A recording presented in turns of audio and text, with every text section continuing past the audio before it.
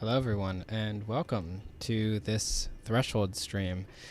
This is probably one of the first times that we've actually done a stream on our YouTube channel, and I am very new to this, so you're going to have to bear with me here if I make a few mistakes or if I stutter or anything like that. Normally I'm used to being able to edit my mistakes out in video, but we are not blessed with that today. So what I have ahead of me is the A300, the iniSimulations A300, which I'm sure you have seen today. It's everywhere. And Threshold also got a copy. We have our first look out as well, but I thought that just doing a basic flight would also be interesting. And I thought that you guys would, want to see something like that. And then I can answer some questions and show you guys some things as we go through it. And we can also learn together because this is my first flight in the plane. I just got it this morning, and as soon as I got it, I hopped into doing the first look. So I really haven't had that much time to actually see how the plane operates. I actually have a livery this time around. I hadn't gotten the livery package until a little bit later in the video process, so I wasn't able to do that and actually make it seem smooth, but we're flying FedEx today. This is the Pratt & Whitney engines, which I didn't show off in the video, so we can actually take a peek at them now. They're also really well done. That nose cone looks really nice, which I appreciate because certain aircraft developers don't really pay attention to that stuff. So, it's a nice little touch. But we are on the ground in San Diego today, and we're going to go to San Francisco. So a quick little hop. I was going to go from LA to San Francisco, but I think that Los Angeles might have been making the lag that I was experiencing earlier in the video a little bit worse. So I figured that San Diego would be good to start off with. So as I said, we're in cold and dark, and unless there's any questions, so I'll stick around for just a minute or so more, we might as well get going and try this bird out and see how she flies. And hopefully this is also just a nice way for you guys to enjoy the plane more now that some of the mainstreamers have stopped streaming. So hello everybody who has joined the stream. My name is Sol, if you didn't know that already. I am Threshold's media director, and I'm just here to stream the plane, and we're going on a quick flight, which you can see in the title of the video. I'm sorry if there's a little bit of background noise here and there. That'll be gone shortly. So let's hop into the cockpit. So now we're in the cockpit. Reshade is all off, and all of that stuff is off because I'm in Vulkan as well, because that will definitely help with the frames. But cold and dark, you've seen this before, nothing too crazy. Everything looks really nice, and might as well just get her on started up, shall we? So let's do that. First we can just throw on the batteries. Did such a great job with that sound. I'm really kind of like losing my marbles over the sound. The company has done just a great job overall with everything. I watched parts of Captain Canada's stream, and he was talking about how helpful they have been to streamers and everybody else, and that same goes for Threshold. Honestly, they've been really great and communicative with us. I've been talking to MJ, who is the CEO of the company, throughout the day about things that have come up with the plane. I brought up that stuttering issue, and he was really great about it and really responsive. He responded really quickly, so they're really great, and it's such a nice change because a lot of X-Plane developers are actually quite silent. So having that nice responsiveness is really great, and makes the experience just so much better. They actually do pay attention to, community engagement and making sure the community is happy with the product and all that. So I'll be quiet as I throw on the external power because I think that's one of the best sounds in the plane. So let's just go on with it, shall we?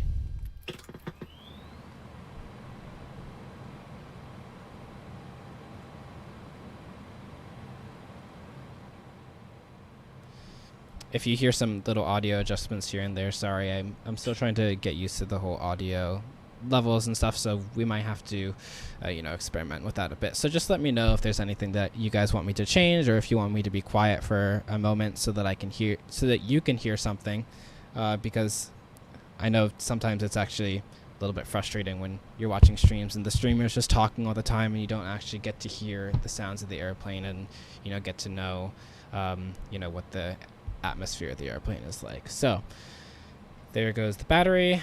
Let's just start to get the IRS aligned. We can throw these onto nav and just clear all of that stuff out. And we're going from San Diego to San Francisco. Throw that in there. Align the IRS. And and that'll get started. And I have it on fast, so everything will get there quite quickly. Might as well show you guys something I didn't quite highlight in the video that I really like. First of all, nice door opening animation. But the way that they made it so that the sound changes as you go here is really great. And it gives a lot of atmosphere to it. I like using that word, atmosphere. But they also did the thing that the TOLIS does, and I think the Zibo does too, which is when you exit, the sounds change, so they change to the exterior sounds. And once we fire up the APU, which we're going to do in just a second, then you'll be able to hear what that actually sounds like. But looks really great from here too. Lots of detail. Okay. So now that that's out of the way, we can start the APU and get on started. Hello to everybody. Again, if you're just joining us, we're doing a quick flight in the A300 from San Diego to San Francisco. Thank you all for joining us so much. And thanks for trying out this first Threshold stream. We haven't done a Threshold stream yet, so this is, new for all of us. So let me know if there's anything you want me to change or anything like that. So let me turn this off really quickly because it gets annoying. I have to remove that plugin at some point. So this is the APU, and I explained this a little bit in the video, but after some more tinkering, I kind of understand it a little bit more. You can think of it's pretty similar to the way that the regular APU is in the like the A320 or A330 or whatever. This you can think of as the master switch. So it goes on here, and that's the pressure, and then this is the start switch. So when you have the one on the top and the one on the bottom, you know how you click the one on the top first. I'm obviously oversimplifying it, and you click the one on the bottom, like this is the top, and that's the bottom. Oh, my bad. Oop. Okay, so now we can head outside. APU's kind of started already, but still great sounds.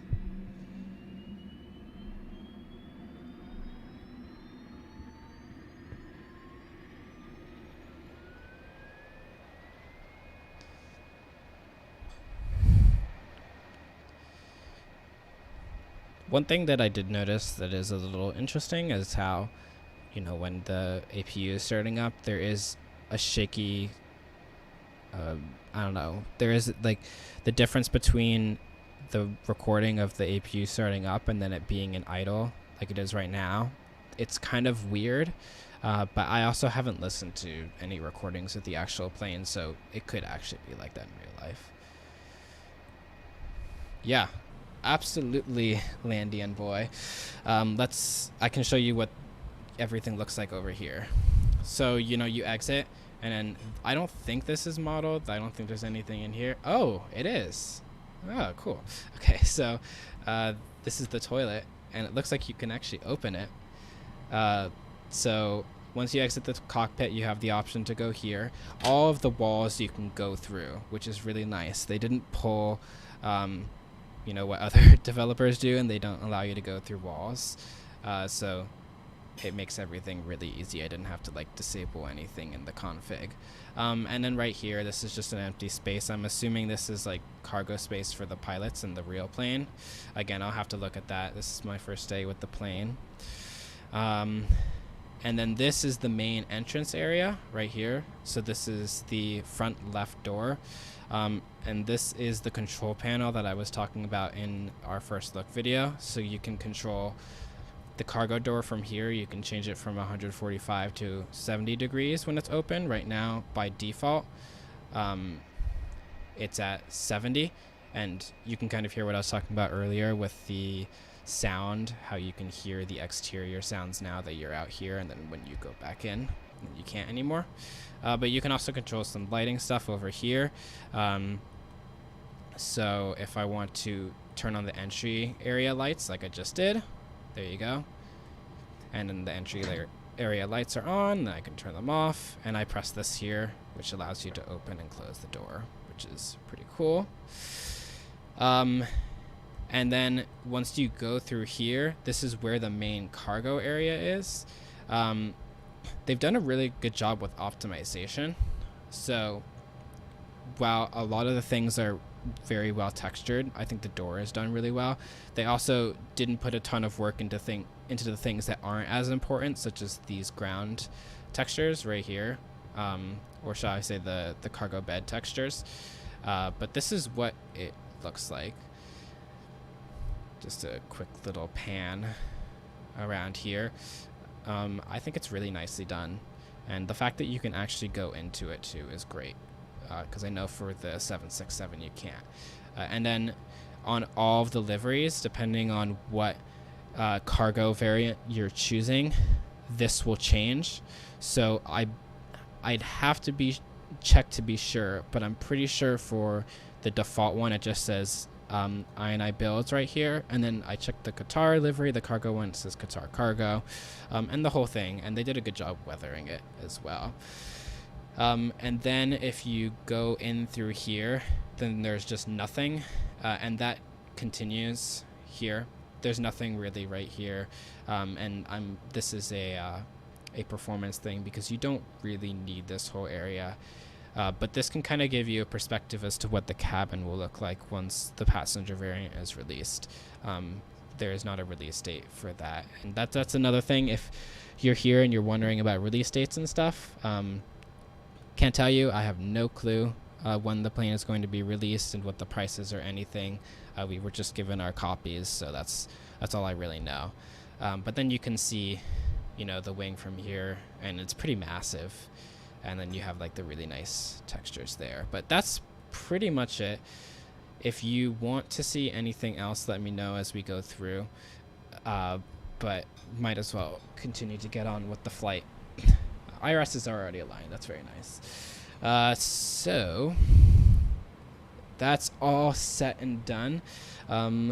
Let's get to programming. So I just started a sim brief thing. I just have to file it. So San Diego to San Francisco 600. We're going to be FedEx 211. So flight ID is where you put your flight number. Oops, my bad. Flight ID is where you put your flight number. So it's just a little change because usually it goes up here. Give me 1 second. I need to turn something on. I have to turn on focus assist. Okay, now we won't get any distractions. Yeah, so right here is the flight ID. So we're FedEx 211, and that's usually up there in the regular Airbus. And then we're going to be cruising at flight level 320. So we can just throw that in here. And our cost index will be 15. Amazing. And that's pretty much all we have for the init page. And now we'll work on getting out of here. So if you want to see the flight plan, let me drag it on to the screen and make sure you can see it.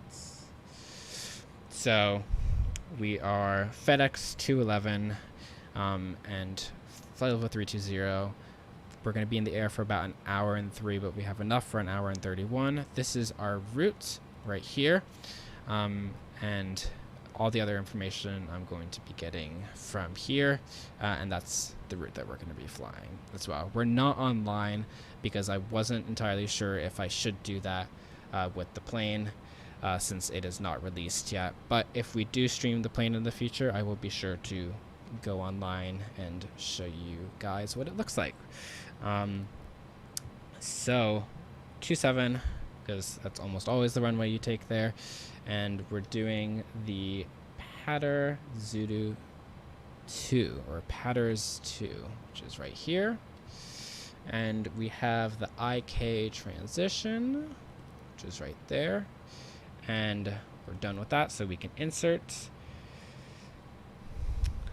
And everything looks good. So after IK, we're flying direct to Ryzen, so RIZIN, not the processor, the waypoint.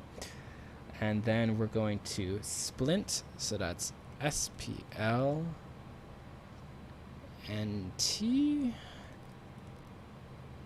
Splint. And then after splint, we're going direct stoked. Right there. And then we're going to do the surfer for arrival. And I think, let me just make 100% sure, since this is my first time landing the airplane, I want to make sure that I actually do the longer runway SFO. I'm pretty sure it's 28 right, but I'm just going to check, so give me one moment for that. Yes, it's 28 right. Okay. So we're going to be, we'll just throw in ILS 28 right, and we'll do the surfer 4 and none of those transitions. We'll do the surfer transition. So stoked, and we'll clear that discontinuity, and everything is all set there. Is it the default X-Plane company route or a custom format? I believe it is the default route because that's the only one that I have updated in Navigraph, and it didn't give me any like warning telling me that I was out of date. Let's see if there are any questions. Why is INI builds so awesome? I don't know, but they really came out of the blue and have produced some really great stuff for the community. All right, so that is all set. I did mention that the plane kind of climbs like a rocket, so I'm kind of excited to experience what that's like. Let's throw in the loader and the... Actually, I didn't even turn on the packs, so the bleed is right here. It's just a switch, so when you throw it, then you notice it gets quiet for a second, and then the packs come on. It's actually a cool little sound. It's like a little whistling sound that you can hear. Really cool stuff. So now that we've got that all set, this is something I haven't done yet. So we're gonna learn about this together.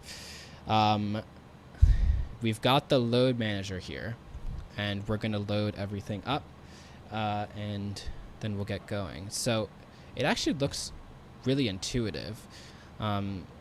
So it looks like you can just drag this if you need to. Ooh, that's a nice animation. Look at that. That's really cool. Okay. So we are taking 28,789 pounds of fuel. So that would be, give me 1 second, 28.8. So 28.8. Is there. Why did it? Okay, I'm just gonna drag this up because it didn't put the entire amount that I wanted to be put in there. 29 is fine. Okay. So we have all of our fuel loaded up now, and then we're going to return and we can go to the load sheet. The zero fuel weight is 246.9. And then the fuel on board is 28.8. The what I already put in there. Okay, great. Fuel on board, and then we'll do that. And then everything is all set there for us, and then we'll send to takeoff perf. Okay, so our runway conditions are dry. We have anti-ice will be off. Oh, right, I have to turn on my weather. Let me do that real quickly.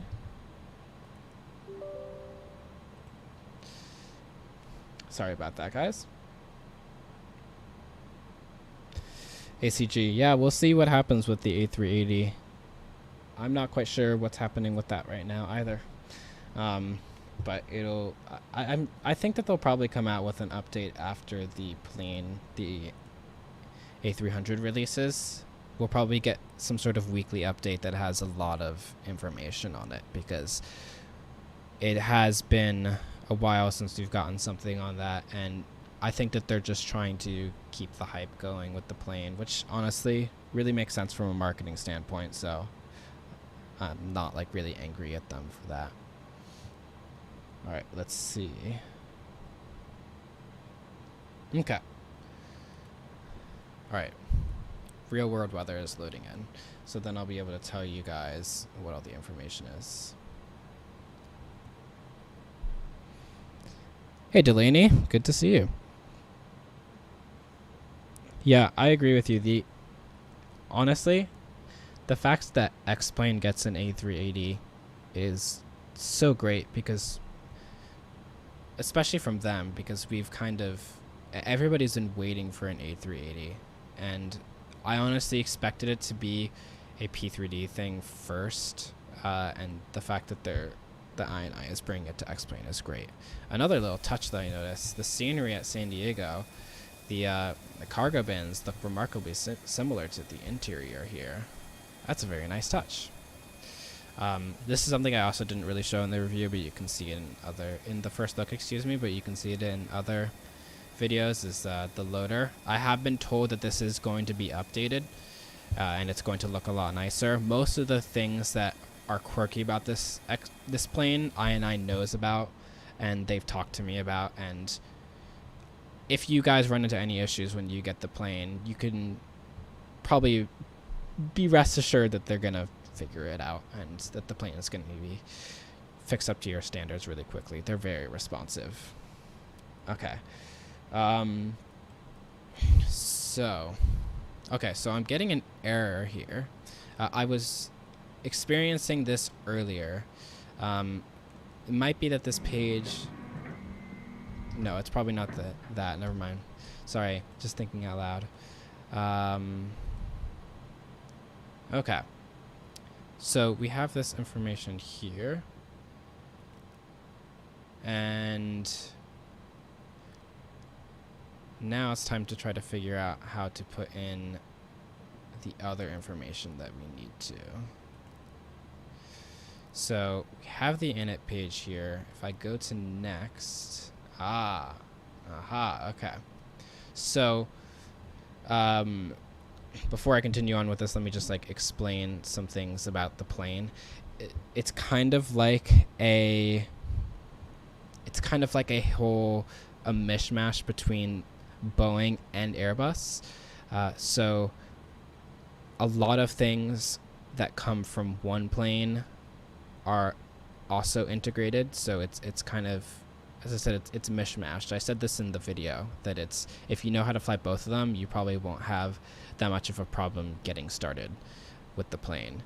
So what I did just there is, since the FMC is kind of a mishmash between Airbus and Boeing, it's when you go to the init page, then you press next, and then you get more information here. So this will help us with our takeoff and all of that. All right, so block fuel, we have 28.8. So let's throw that in. Oop, my mistake. 28.8. And then our zero fuel weight is 246.9.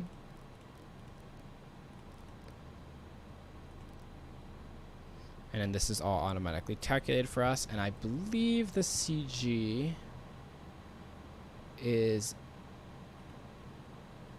yeah, okay. Okay, I'm still getting this error here. I don't know if anybody else has had this issue. I know we've already started working on the review for the plane. And I know I can tell you that this error has not just come up on my end just now, but it also came up on another reviewer's end. So this might be a bug, but I guess we'll see what happens. I don't want to like diagnose anything as a bug just yet, since I haven't fully spoken and tried to figure out what is bug and what's not with the developers. So I don't want to cause any rumors here. So the CG is 30.1. And taxi is taking about 9 minutes. Yeah, we'll say that. And never know where to find the alternate. The alternate fuel. So I usually just plug something in, but I'm probably I know it's the incorrect thing to do, so it's probably not showing up for that reason. So I think we have most of the stuff that we need here. If any of you guys have seen any other streams, I'm gonna take like a quick pause here, and you think that I might have missed something, let me know, because I do not want to really end up in the ground from this flight. But if you guys have any other additional questions, also while I just take a quick moment to make sure that I've got everything set up, then do leave them in the comments and I'll try to answer them or try to show you something. Somebody asked, and I showed them the cargo area. I can show you guys like whatever you guys would like. I'm totally free to take any requests. Set the alternate airport and autofills the alternate fuel. Okay, I will try to do that as I go through.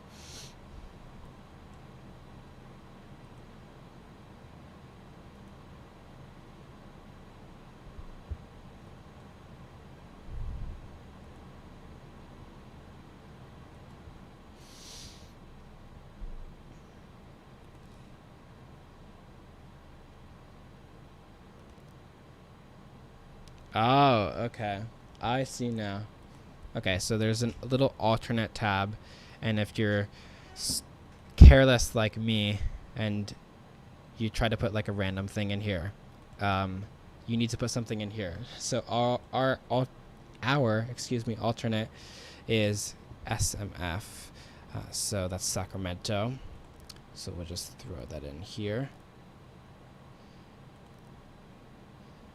And we go to the next page. Okay, perfect. It's all the way in there. Amazing. Thank you so much, Nebusha. I'm probably butchering your name. I apologize, but thank you for helping me out with that. And our cruising wind looks like it's going to be, let's see, our cruising wind is 224 at 21.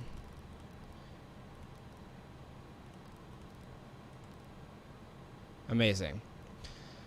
So it looks like we have everything set up here. I'm going to trust that I've got everything set up and just make sure everything is good here. Fantastic. Okay. All right. Looks like we're all set. I think we might as well work on getting out of here. But first off, let me turn on the panel lights, which are this one right here. That looks a little bit better, maybe a little brighter. Much better. Okay. And then we can also change them right here. Nope, that's the main instrument. It's this one. No? I think I might be missing the click spot. Oh, there we go. I'm sorry. Okay, so there we go. That looks a lot better. I think that we're ready to get going. So I'm going to remove everything. And then we can get everything started. I haven't heard the Pratt & Whitney engines before yet, so this will be a first time for all of us to hear it. If you haven't heard the Pratt & Whitney engines yet, of course. So let's remove the loader, the air stairs, and we'll disconnect the external power right here, and then disconnect it from here, and we'll remove the chocks, and then we can get better pushback all started. Hey, Captain, let me know where you want this thing. So since we're going to 2.7, we want to go this way. So let me just get that all set. Now, I did have an issue earlier. Great news, Captain. Okay. Your tow's coming. It's not happening anymore. But I did have an issue earlier when I was doing it through the EFB, where whenever I was pressing enter or pressing any other keys besides something that was on the mouse, it was just not working. So that's something to keep in mind if you run into that issue, that you might want to just do it through the menu like I just did there, because that seems like it just fixed the issue. Okay, so while that's happening, I'm going to turn on the smoke detectors. Also, great, I close the door, and I will wait to turn on the probe heat, but I'm going to throw the window heat on right now and start to pressurize the fuel. And also turn on the All right, looks like the doors and hatches are closed and we're ready to connect. So another thing you need to do is you need to turn on the pitch trim and the yaw dampers, and then the ATS right there. And then as we wait for Mr. Ty Shuff, who is the voice of our pushback truck, to get everything started, then we'll just hang out. Again, if this is your if you have just joined the stream, welcome. This is the first Threshold live stream. We are looking at the iniSimulations A300-600F. My name is Solvaches, and if you have any feedback or if you have any questions about the plane or about the stream in terms of feedback, then please let me know, and I will try to answer all questions. Captain. Tows connected, bypass pins inserted. Go ahead and kill the parking brake when you're ready to go. And accept all feedback. Here comes the pushback. Light them up. All right. I'm just going to throw the throw this into TARA and all of that. So we're getting pushed back now.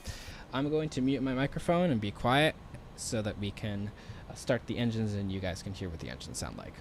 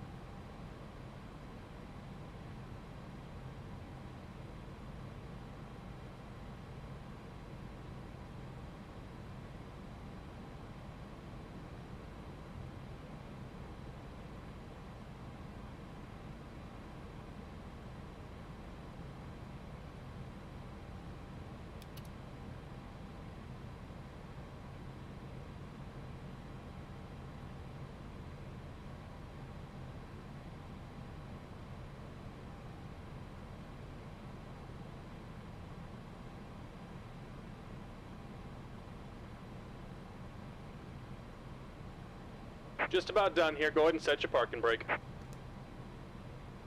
And we're disconnecting the tow. Give me just a moment. Seems like the Pratt & Whitney is a lot quieter than the GE. I'll see if that's the case outside.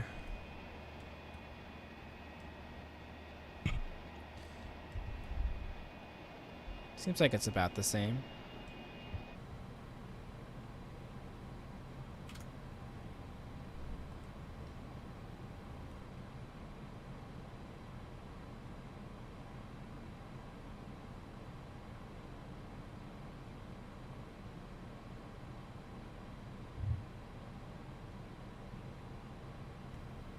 I can hear it a bit now.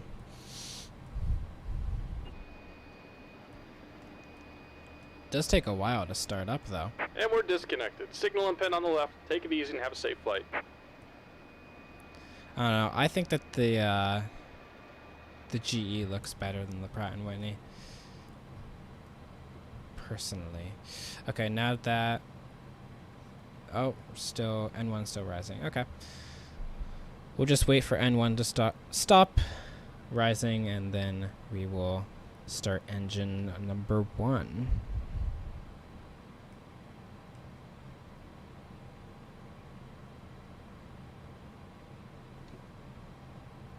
I hope you guys are having a great day. It's quite a nice day where I am right now. It's really sunny. We had a heat wave a few weeks ago, and the fact that we don't have that right now is nice. It's nice to not be like cuddled inside so much because of the extreme heat. Yeah, I can turn them up a little bit. But I also can't really hear them either. So it's very subtle. I'm listening on headphones right now, and I have my volume pretty high. The Pratt & Whitney is significantly quieter than the General Electric. You can hear the General Electric a lot more. There's like a whine to it. That's actually really nice. So I can definitely turn it up for this next one, and we'll see if that makes a difference. So I'm gonna be quiet, and I'm gonna turn up the audio, and you guys can let me know if there's any difference there.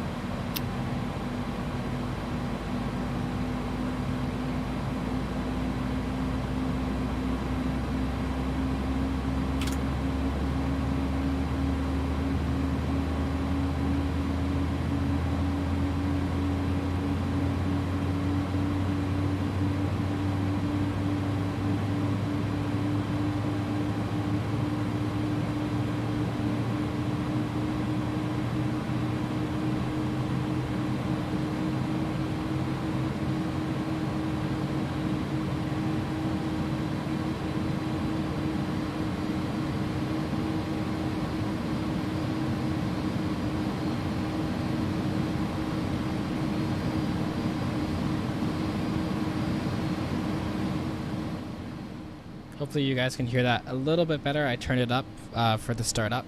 I can definitely hear it a lot better now that the two of them are running. It does sound better. There's like a whine to it, but it also has that Pratt & Whitney sound that you kind of get used to. This is what it sounds like from the exterior, by the way. Still think the G sound better, but what you gonna do? All right, now I'm just gonna turn this on to continuous flip the master off, throw the packs back on,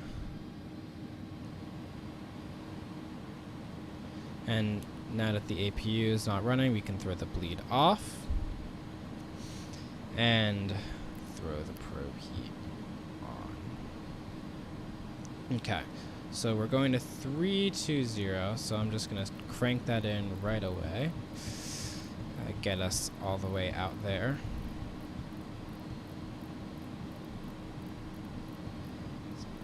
Takes a long time. Let's see if clicking it will go faster. Nope. Yeah. So I'm going to set us up for 320, and then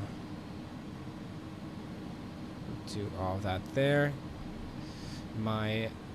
For performance, I believe it told me what my V speeds are.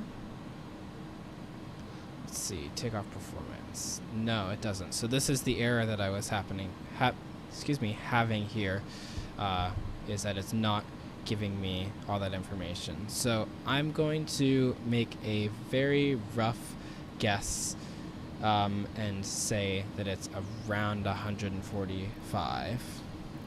Hello to everyone who has joined the stream, by the way. We have started the engines and we are headed to San Diego. Sorry, we are headed to San Francisco from San Diego in the A300. And this is my first flight in the plane, so you're going to have to forgive me if I make some mistakes here and there. We're going to be going through this whole thing together.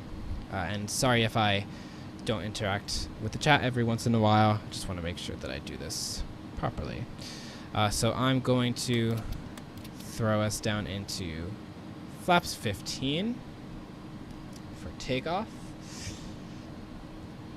and throw on the nose light into taxi and also lock the cockpit door. Not really important. We're not flying with anybody. I should probably close it from here too. And then we'll get ready. So parking brake released and adding some power.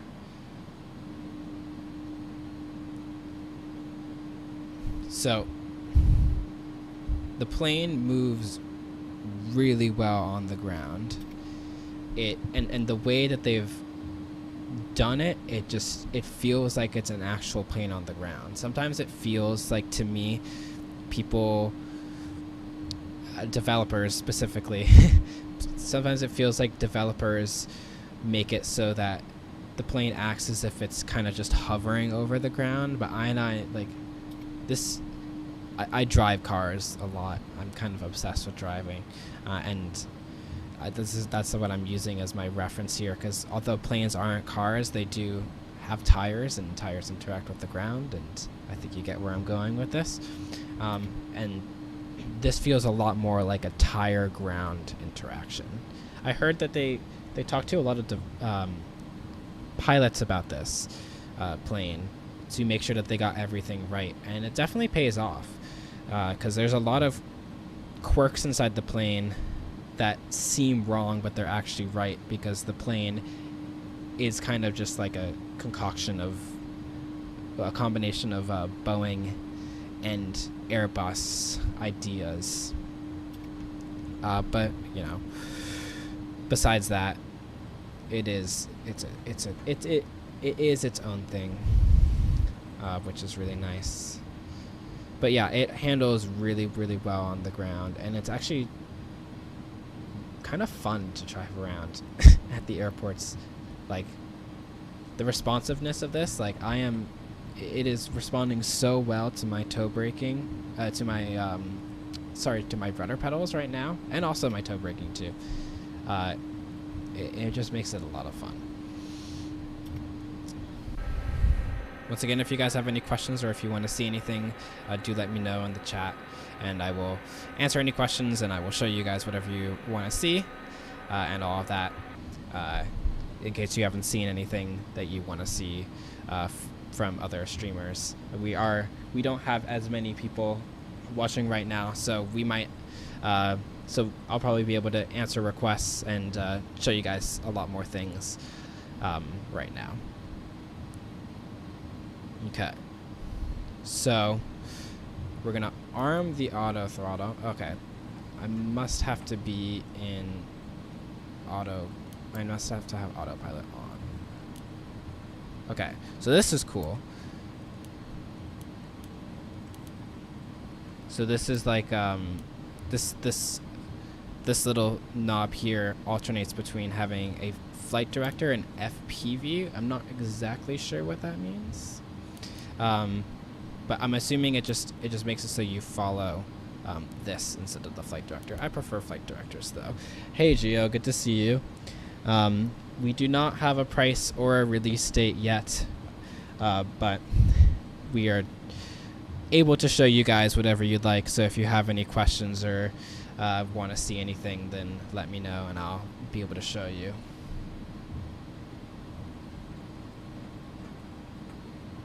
From Black Knight 344, from what you remember, it's the flaps up speed in the 210 knots mark should be in the glare. Also the initial altitude about 5,000 feet.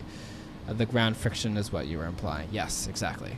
And yeah, I'm going to be flying to about to about 5,000 feet for the initial altitude. Hello, Norbert, 1699. How are you? All right, so this is runway 27. We're going to get ready for takeoff. So I'll throw on the landing lights right now. Throw on the strobes as well. And we'll throw the nose into takeoff. Here's a little exterior shot. I didn't show this in my video of what the lights look like. They look very nice. FPV is flight path vector. Thank you, F. I like your name, F. Thank you, F, for letting me know. I've noticed that I'm somebody when it comes to flying where I know how to do things really well. But sometimes I struggle with terminology, and that happens in day-to-day as well. Whenever I'm doing any sort of math assignment, I'll be able to explain how you do it, but not properly. And that's also why sometimes I struggle with math. It's because teachers get angry at me for that. Okay. Ooh, whoa. Okay. So, I figured that the best way to get ready for takeoff is for me to just be quiet so that you guys can hear everything and let me know what you think after we take off.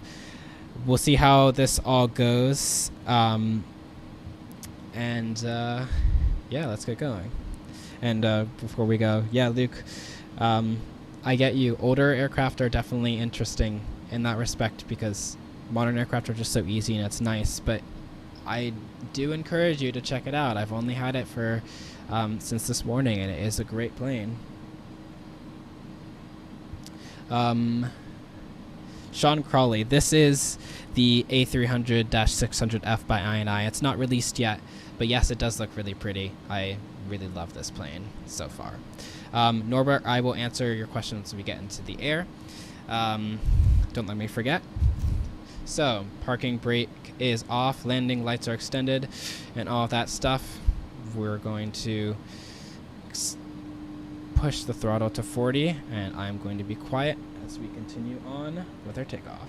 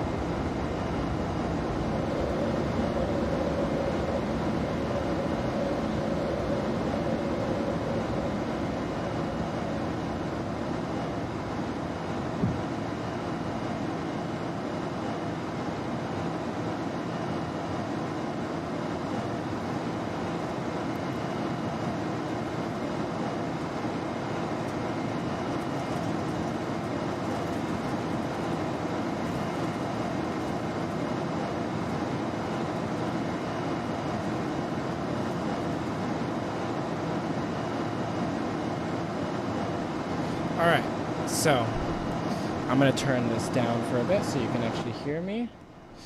So it seems like I must have done something wrong because the flight director isn't putting me in the direction of the flight path. So we're just going to continue to go in that direction until I figure this part out.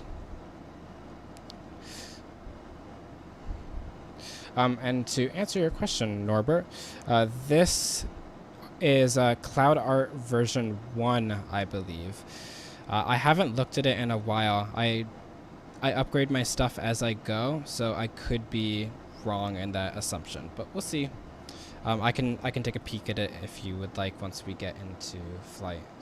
All right, so time to figure out what exactly I need to do in order to get the autopilot all set up. So let's see.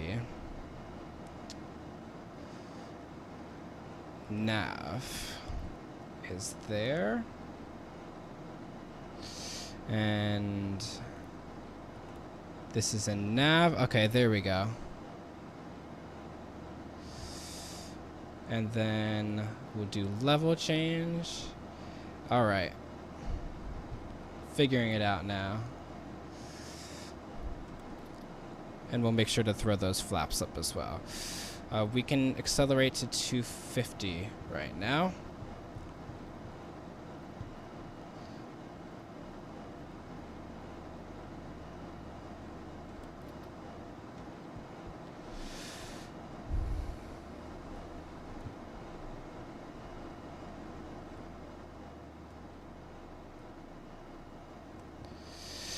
All right. So now I figured out everything. We're en route.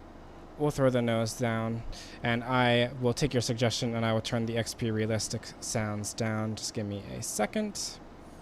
They are a little bit much sometimes, I believe. Hold on. Settings. There. All right. They are down, so now we can just hear what the plane sounds like and all that. So now that we're all out in the air, you can see that the plane is climbing like crazy. I've said this before in the stream already, but I also mentioned it in the video. The plane is very overpowered. It has ridiculous engines for what it needs, so you're going to notice this performance right out of the box, and it's actually pretty crazy to me that we're climbing at almost, actually over 4,000 feet per minute, almost 5,000 it looks like. So it's actually pretty, it's a little intense. But yeah, that was takeoff. It handles really nicely though, even though it is kind of a monster in terms of wanting to fly. I still didn't really find that I was afraid of just manually flying it.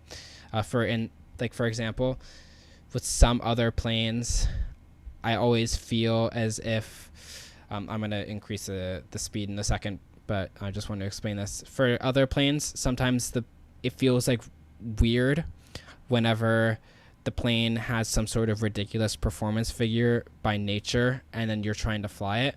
I don't remember exactly what plane, but there's one plane whenever I'm flying it manually and I'm trying to figure something out. For instance, if I haven't flown in a while and I need to like relearn something, it's just really, really hard, and the plane just kind of wants to crash and kill everybody like all the time. But this isn't the case. The plane flies really nicely, and they've done a really great job with that. Let me increase. Actually, let me go down to the 29902, and we'll do that here too. Oh, I already did there. And we'll increase our cruising speed. What is our cruising speed? I should probably check that. Let's see. We are cruising at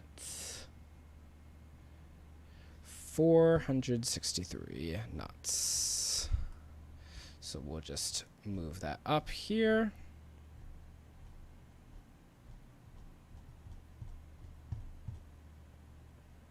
we'll probably have to do it gradually.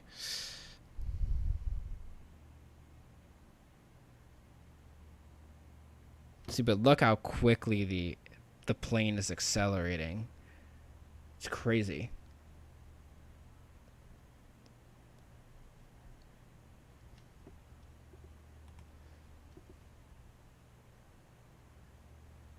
All right.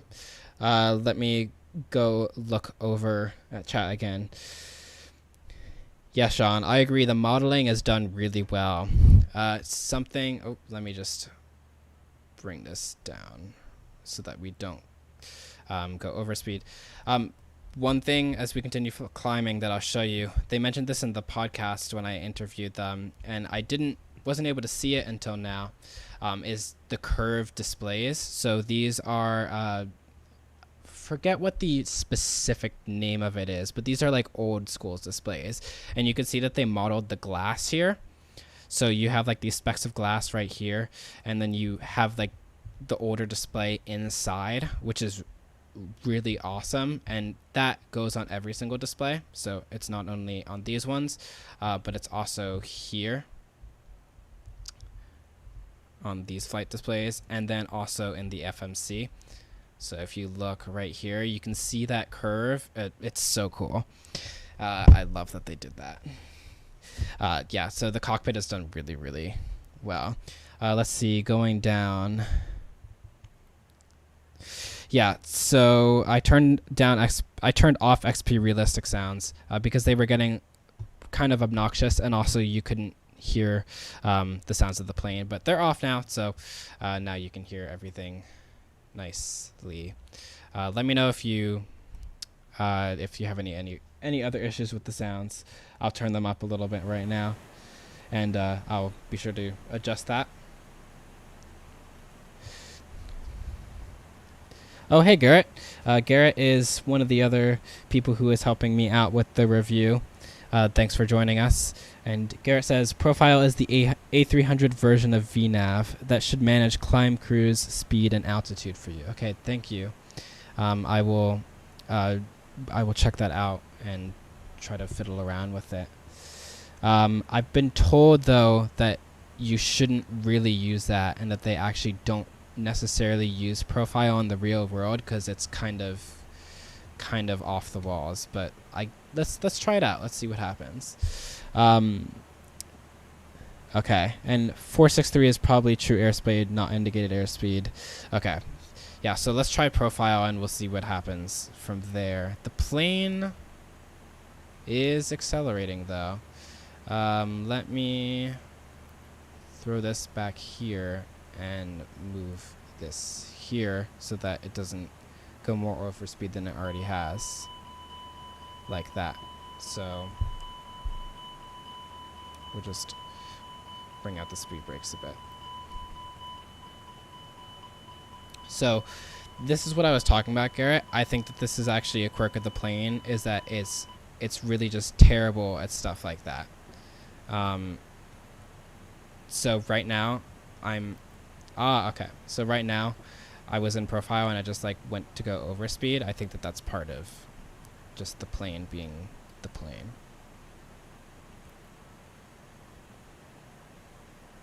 Okay. No, I was just being stupid. I didn't have auto throttle in. Okay.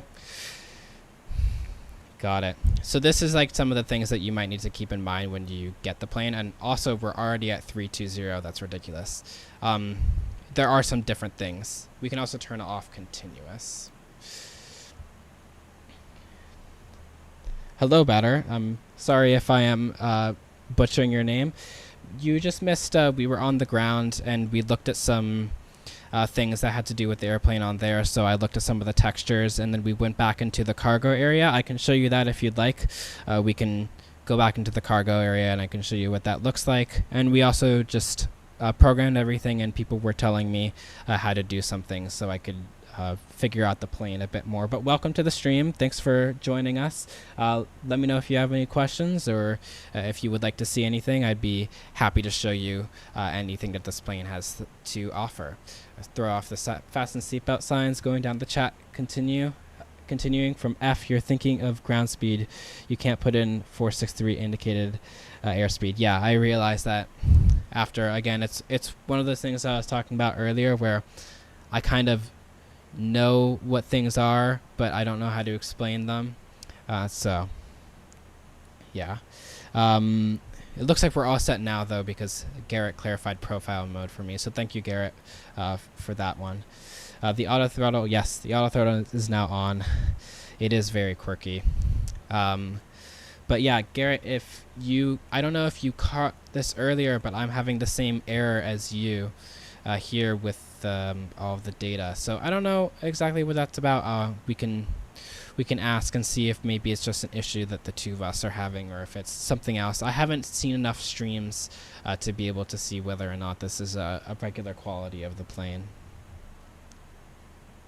Yeah, yes, the cargo can take its seatbelt off. No, but Luke, sometimes actually for these cargo flights, I don't know if any A300s have it. It's certainly not modeled in this one, but there are like passenger seats, usually like right here, and that's why they do stuff like that. And it's also for like, yes, they're right here. It's also for people that attend to cargo, because sometimes if, for instance, they're shipping livestock, then you need to, let them know that they can't be out and about. Otherwise, they might get impacted by turbulence or something like that. Yeah, so right now we're cruising. We got up to flight level 320 ridiculously fast. I would love to see what people on VATSIM think about stuff like this, like controllers and stuff. From my controlling days, which I only did ground, but they test you quite a bit to make sure that you know how to do everything properly. I would probably get freaked out by an airplane that can just go as quickly as this. It's kind of like Concorde, and how Concorde is kind of intimidating. Harish K. We are not the developers of the A300. They are still working on the A380. They just haven't posted an update in a while. But I was saying earlier in the stream that I do think that we'll probably receive an update as shortly after this plane gets released, because they want to make sure that this plane, generates some hype, and they also just want to focus on it. But I will say also, this plane may not be brand new in terms of technology, but older planes are a lot of fun, and they have taught me the most about flying, because you need to do a lot more, and you need to understand how the systems work a lot more. For instance, yesterday I was I learned how to drive a stick shift, and from there I was able to learn a lot more how cars work, and how gears work and transmissions work and all of that, and that was really nice to learn how to do. So older aircraft may not be as interesting sometimes because you don't see them in the air as much, but they're a lot of fun. You can learn a lot from them. I am not flying on VATSIM right now because I wasn't sure if I would like for me to fly on VATSIM, because since this is a pre-release copy, I just wanted to make sure everything was okay with that. But I can check in, and if I'm able to fly on VATSIM, then maybe for my next flight in the plane, then I'll do a VATSIM flight. Yes, ACG. Thank you for the heart, by the way. But yes, the A300 is really beautiful. They've done such a great job, and I was saying earlier, kind of echoing what Captain Canada said, they've been so great to us, media people and streamers and the like, just making sure that we're all comfortable with the plane and ready to fly it. And that is something that I haven't seen yet from any developers. So they've done such a great job with PR, and they really deserve all the love that they're getting. I encourage you to get this plane once it releases, even if you're not maybe extremely excited about it, just to support such a great company that's really changing the X-Plane game, in my opinion.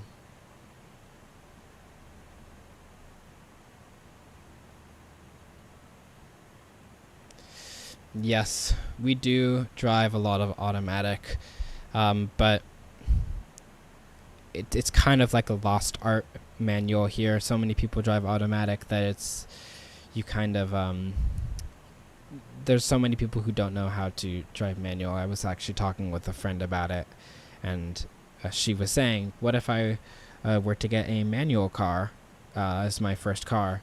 And she was like, actually, I probably shouldn't do that, because then nobody could drive the car if I needed them to drive it for me, like to run an errand or something. And it kind of like echoes to how America is like that.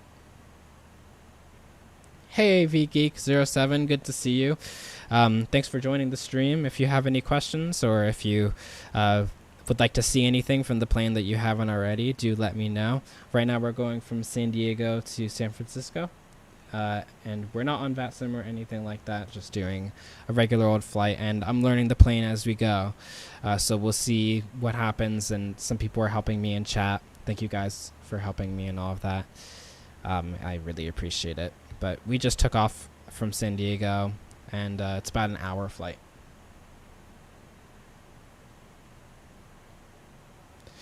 Yes, Alex, I had never driven a manual car before that. It's all manual. I'm sorry, it's all automatic here.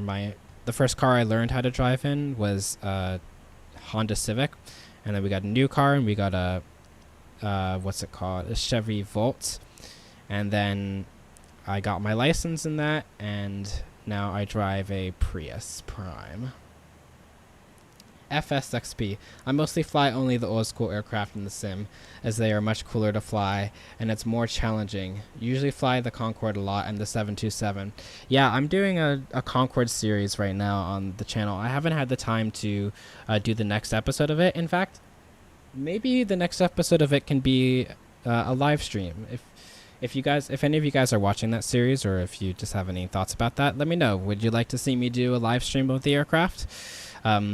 If so, then I'll definitely look at doing making that episode too, because otherwise I haven't really had that much time to get to it, because FS 2020 has been so busy. I'm working on a few videos for that. You'll see that we've released a few videos on the simulator right now, and then this just like arrived in my inbox this morning, so it's been really busy. But the Concorde series will return, but let me know if a live stream sounds like something you guys would want to do. And I agree that they are a lot more challenging and a lot more fun.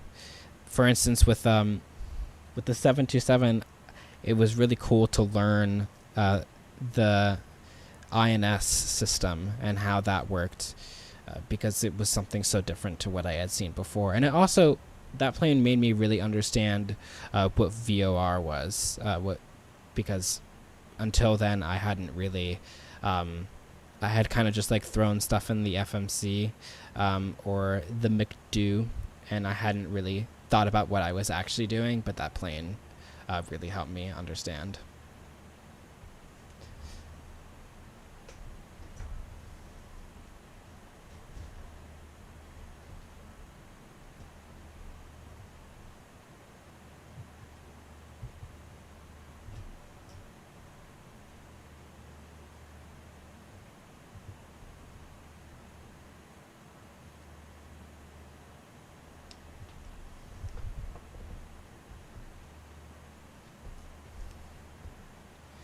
You've never driven an automatic?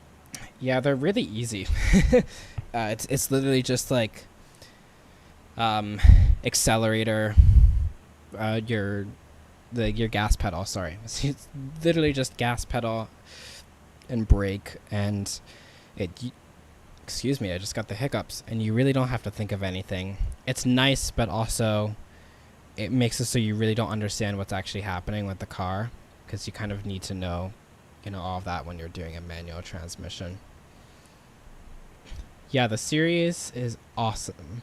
Looking forward to the next part. It's such a beautiful plane, and the newly added autopilot features making the Concorde really good. Yes, I was really excited to see that they introduced max climb in there and max thrust, because that is going to make everything a lot more realistic, because everybody was complaining that that was the one thing about Concorde that really wasn't great about the Kalimata one, was that it didn't have like max climb and stuff.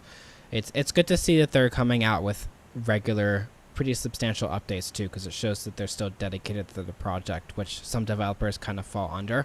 and it's nice to see that they're still working on it. I hope that they really continue on with what they said their long-term goal was, which was to make the plane actually really, really great and accurate to the real thing. But we'll have to see.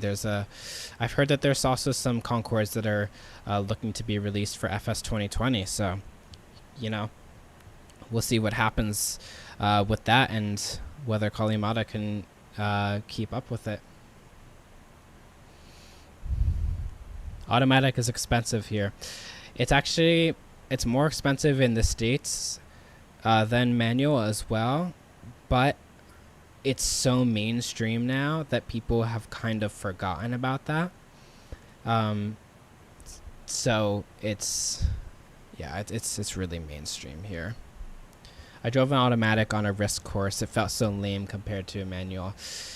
Says Runaway Bot. Yeah, I am with you on that. They definitely don't. You're not as like connected to the car, and I kind of get that feeling from airplanes as well. We were talking about modern airplanes. There's this whole like conversation going around just the whole aviation community about glass cockpits, and while glass cockpits are great, I do think that they do detract from your ability to understand how all the systems of the aircraft work. Because when you have all of these little buttons and knobs and switches like up here and down here, and you need to put everything in manually, then not only are you learning from your training course how the plane works, but you're actually experiencing how the plane works. And that's a very different thing and a very unique thing that you don't necessarily get when you're flying a plane that has fly-by-wire and all of this fancy technology in it, so the plane basically flies for you. Hey there, Bo. I'm sorry if I'm not pronouncing your name correctly. Welcome to the stream. Thank you so much for joining us. Does the INI A300 utilize the built-in XP nav database? I believe that it does. Yeah, I didn't see any prompts on Navigraph to add something. That might be that this is a pre-release copy, but I also didn't get any warnings on the FMC that my nav data was out of date, which usually happens. However, this is an older plane, so I could just be overlooking that. But I do think that it uses the explain database, yes. Runaway Bot. It really felt as though I didn't have control. How so? Was it just that you were less connected to the car, kind of like what I was talking about? FSXP. I mean, why do you need FS 2020 graphics with a Concorde when you're at flight level 600 over the Atlantic? I'll just wait and stick with X-Plane because of this new beauty. Concorde 727 and maybe hopefully the MD-11. Yeah, I'm going to be sticking with X-Plane too. I really don't mind installing ortho, and I'm so comfortable in the simulator, and it's so fun, and I see such a future for X-Plane that although I already have FS 2020, I don't think that I'm going to be permanently switching to it. If you guys have any questions about FS 2020, by the way, I'm able to answer them and let you guys know some of my thoughts about it. The cockpit is really just gorgeously modeled. Yeah, they did such a great job with the cockpit. I was looking at like the color accuracy of it earlier by looking at other images, and it's so great.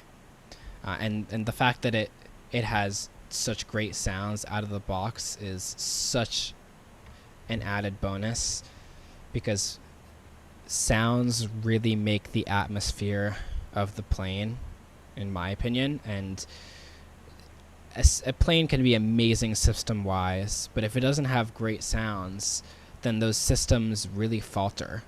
In my opinion, you can have a plane that's not amazing system-wise. Let's say it's like medium to mediocre, like it's somewhere in that range, but it has the most amazing sounds, and it'll feel just that much better. I don't know if that's just me. I miss the clutch, and yeah, the connection to the road is so nice with the manual. Yeah, definitely. I was feeling that yesterday when I was learning how to do a manual, and it's weird too because it really does not take that much time to learn. Like yesterday, I was picking up learning it. After about 10 minutes, I was already, going down the road, and I did a hill start too, which I've heard is one of the harder things to do, and I did it. Like I figured it out really quickly. Hey Spag, good to see you. Thanks for dropping in on the stream. This is my first stream and Threshold's first stream, so let me know what you think. You're used to all the high quality streams. Is there a list with all the expected planes for FS 2020? Yes, Alex just put it in the chat if you missed that. I also covered it in a video as well. We have a video that's all the confirmed developers for FS 2020. So it's not just planes, but it's also like aircraft, scenery developers and all of that. Gotta admit, there are folks over here who really should be driving automatics, judging by the way they grind the gears while switching. Yeah, I'm sure the same would be true in America if we had more manual drivers. But honestly, in some ways, Black Knight, not necessarily, because the more people you have that are manual drivers, and you're able to like hear that, it's kind of better because it means that they'll probably just stall the car before they're able to do something really stupid. Like, automatic is great in that you don't really have to think about it, but it sucks because stupid drivers can do even more careless things. Microsoft Flight Simulator looks very good, but also cartoonish sometimes, in my opinion. Yeah, I agree with you on that. As I was an alpha tester and a closed beta tester, and now I'm a preview tester. I have a preview copy for media purposes, and FS 2020 does look really great, but it really needs third-party developers to add a lot of depth to the simulator, I think. Is it possible to add or edit buildings or airports in FS 2020, like for X-Plane with overlay editor, or WED? That is something that I cannot tell you for certain. I don't think it's necessarily clear for people that know about it either. That's all I can say. But from the base copy that I have, no, it's just flying. You can kind of think of it, it's a lot more of a game interface than anything. X-Plane is like a wow, I cannot speak today. A simulator interface. FS 2020 is not like that. It's very, very like tuned, and that's not a bad thing, but it just makes it so like configuring seems like it's a little bit more difficult right now. How is the performance of the plane? The performance is good. So I was having some stuttering issues earlier. If you watched my video, you'll see them. I switched to Vulkan and it seems to be fine so far. They've definitely made the plane with performance in mind. I'll just quickly show you the cargo hold for a second. So once we go over here, and then if you go through here, these are like the cargo containers, and then there's nothing here. So they didn't model this, which is good because it adds a lot of performance to it. So the performance is good. Those stutters, I think that might have just been an 11.4 thing, and something in the plane was exaggerating it, but it seems like it's gone now, so that's good.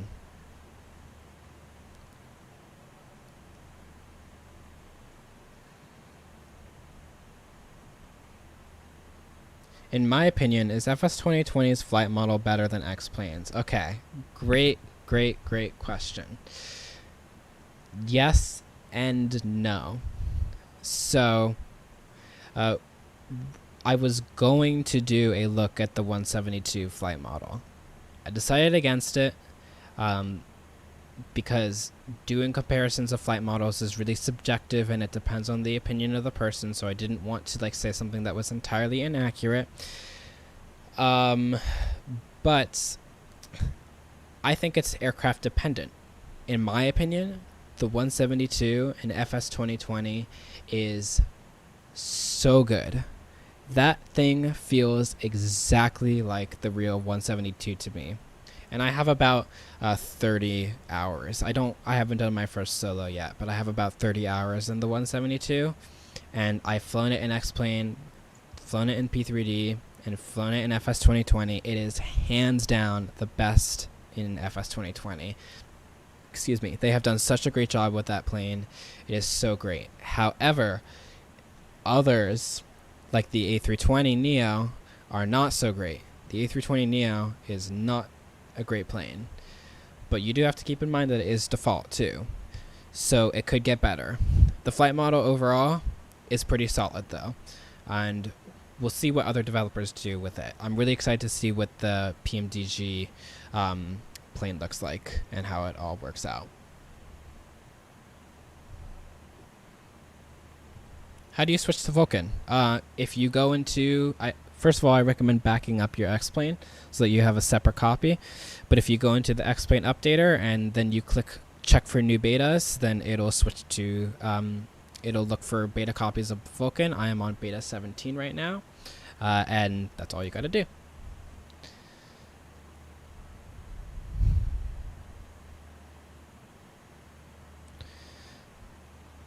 Haha, this is where opinion comes in, like you said, because I find the 2020 default 172 handles way too stiff and on-rails feeling. Oh, you're a beta tester? Yeah, I don't know. Maybe they changed it since the last time I flew it, because when I was an alpha tester, that was when I flew it the most. Looks like we're coming up on top of descent now. That was fast. Let me just verify that. Yep, okay, cool. Yeah, but maybe they changed it a little bit. I had issues installing it that I only figured out recently and like actually flying in the simulator. But when I flew it, when it was fairly early in the alpha, so this was around the January time, I thought it flew great.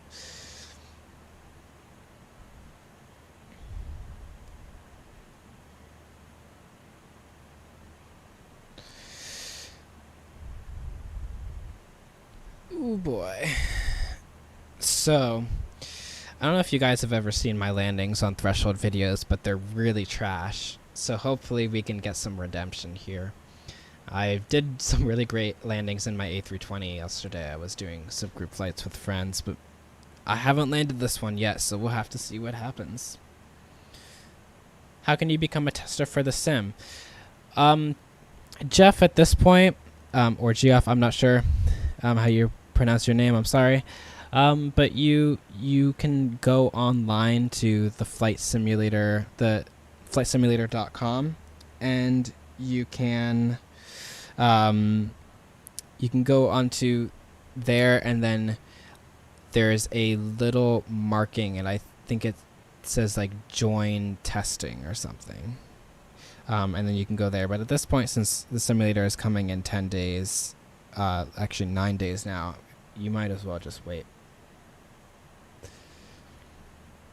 That being said, I'm confident the core underlying physics engine is very good, but it'll be the third-party devs who truly unlock it. Yes, the third-party devs always do the best for flight simulators. FS 2020 has an amazing base, but the third-party devs are who really make it feel realistic and make it a great platform.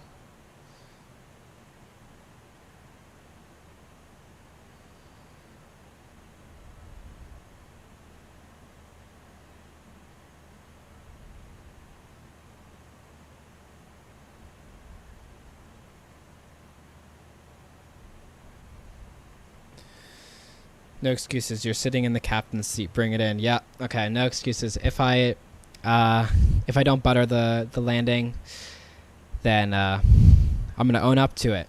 I'm gonna say I screwed up. I didn't do a good job. But we're gonna try our best. Is this V States or ortho? Excuse me. This is Fork Boy. Funny story. I literally installed this the day before Vertical Sim announced and released California V states, but the rest of the states that I have are all are all V states so far. I'm working on installing the entire US because I want to do a transcontinental flight, because that's my favorite actually, is LA to New York and back. Sometimes I do both of those legs in one day. And I want to get everything installed. I'm almost there. I'm a little bit over halfway, but I'm using V states just because it's so easy, and doesn't take that much time. Oh, now it's my turn to do a greaser. Yeah, I hope so. I always like to remind people that the landing rate thing does not guarantee that the landing is actually good. So we'll have to see. Hey Saturn, good to see you. The A300 does look great. Yes, I love this plane. What's with the shaking? We have some turbulence. This is just X-Plane's default thing. Maybe it's some sort of setting if you don't see it, but we're hitting some minor turbulence right now. But I actually turned off XP Realistic. Let me just configure that now that I'm actually able to pay attention to it. So it's going to get loud for a second, and I'm going to configure XP Realistic and turn some things down. So just give me a second.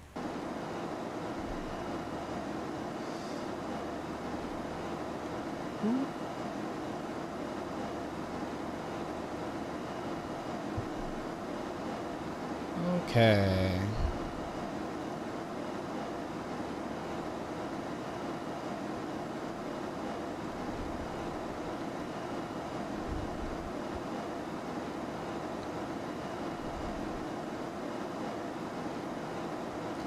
Let's see.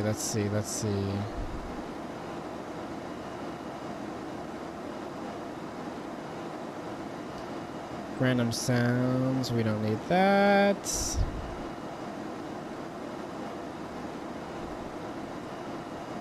Where is the sound? Let's see.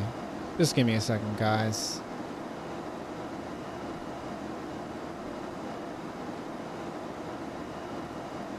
No, it's not there.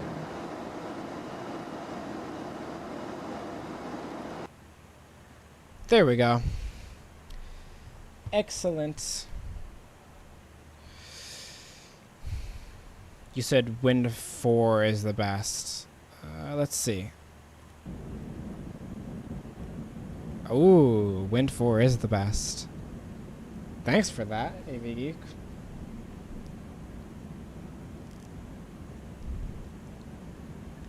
Any issues with the A300 so far? Said Agent DZN. Yes, there's one thing that I have noticed, and it's right here. So when you go into the, when you try to like calculate your V speeds and stuff like that, I've been getting an error here. And Threshold, we're working on a review right now of the plane. So, excuse me, I have it and 2 other people have the plane. Excuse me again. And 2 of us have had this issue where this does not show up. So I'm going to be contacting the developer and asking if this is something that they know about or not. But I had this issue, and then I was in 11.4 earlier, and I was getting some random lag spikes as well in the plane. You'll see that in the video. I comment about it. It seems like it's not showing up right now that I'm in Vulcan, but you know, we'll have to see what happens. What does XP Realistic actually do, and is it worth it? I would say it's very worth it. Ooh. Okay, descending.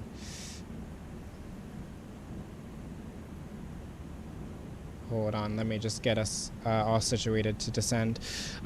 So there's actually an entire video that Threshold made that goes in depth as to what XP Realistic does. And I gave it a score at the end. If one of my mods would be willing to drop a link to that video in the description, not in the description, excuse me, in the chat, that would be great, since I'm working on this right now. But it is, I think it's really great. It adds some like head movements, and it adds a bunch of sounds as well. It adds just general realism to the plane. And it works across like all planes as well.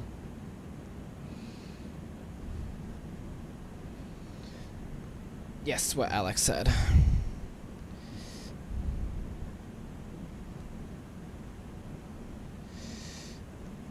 All right.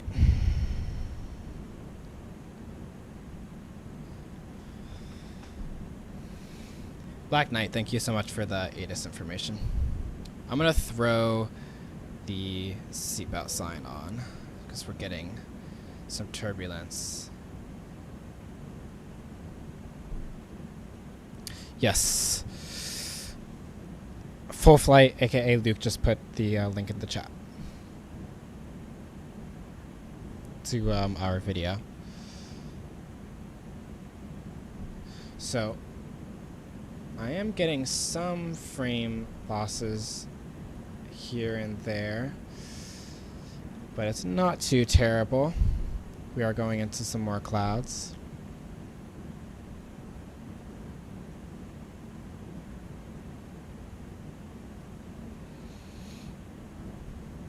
Okay. Let's hope we can get some butter with this one. Let's start to get things started. Since I am inexperienced with the plane, I'm going to throw in auto brake mid. Let's see.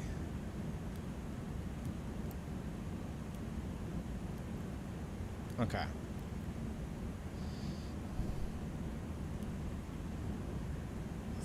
Throw that on.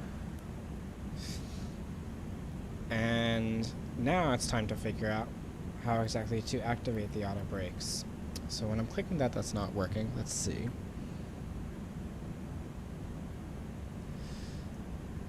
Hello, Herb, Travel and Video. Yes, I agree. This is such a great add-on for X-Plane. I've only had it for just a little bit now, and I already love the plane. It's really great. How can you play Microsoft Flight Simulator and come back to this? Seems impossible. You'll see when you get it. It's until third-party developers have access to the simulator. It's the best base yet. So FS 2020 looks amazing and has really great graphics and all of that. And the airports are really well done for being so early. For being such a young plugin. A young plugin for being such a new simulator. But it needs the third-party add-ons, and I think that my ortho and the way that I've configured my reshade looks really solid in X-Plane. I'm sure you'll find the same thing too. I don't know. It's a toss-up.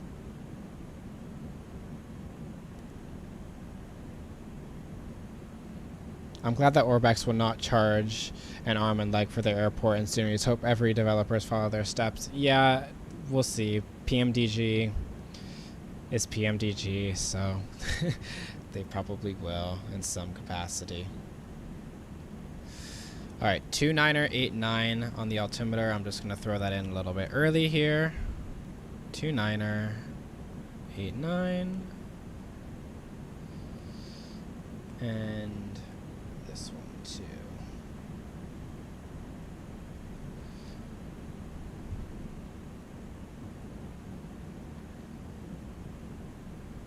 Okay.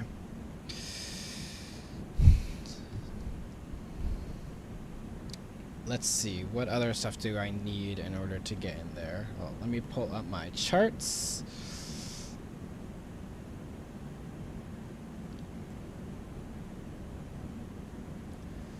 And I'm going to throw in the frequencies as well. I believe I programmed for 29er right. Let's just confirm that. Sorry, 28 right, yeah. All right, 28 right is programmed in there. So let's get all of that set up. The frequency, the ILS for 28 right is, let's see, the course is 284. Is that right here? No. Okay, I'll find that in a second. The course is 284, and the frequency is 111.7. So let's throw that in. Okay, so 111.7, and then the course I said was 284. So let's throw that in there. 284. 284. Sorry if I'm not looking at chat, guys. I just want to get this all set up.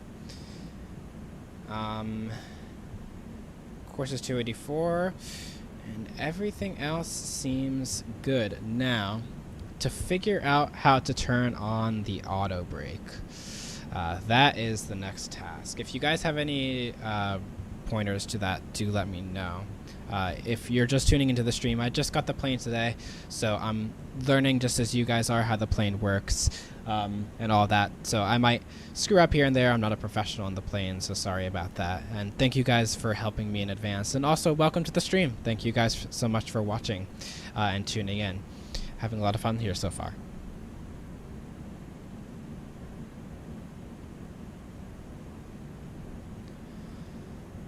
Yes, shouldn't. I do hope that they set a precedent. I think they will, though, too, because they have gone from being just the livery developer guys to being a major competitor for flight sim aircraft in a matter of months, and I think that that's not going to change. I'm confident that they're going to keep on releasing some really great stuff, and that the A380 is going to be just that much better, you know? Alright. Why?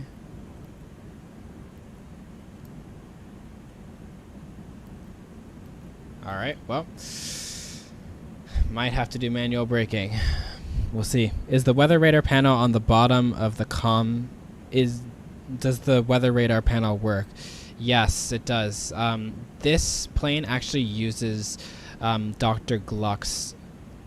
No, sorry, that's the terrain thing. I actually don't know the answer to that question, Saturn. Maybe I can check it out in another stream.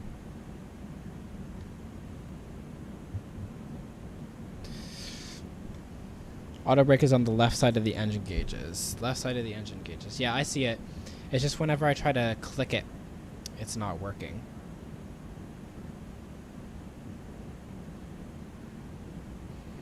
We were talking about Orbex scenery pricing, not the A300, but point taken. Oh, okay, my bad. Yeah, hopefully they do set a precedent for that, though. We'll see what happens. But luckily, with a bunch of X-Plane developers coming in, they probably won't ask for, like, a fortune for their airplanes and their sceneries. And that will encourage developers to not be like P3D, like they were in P3D, and actually, like, charge reasonable prices for things. Because that's been my worry as well. I just don't want to break the bank. Yeah, I'll try that. I'll try arming it when the gear is down. We'll see. Put the gear in neutral. Oh, thank you. Yes. I remember being told that. Thank you, thank you, thank you, in FCU. Yes. All right, there we go.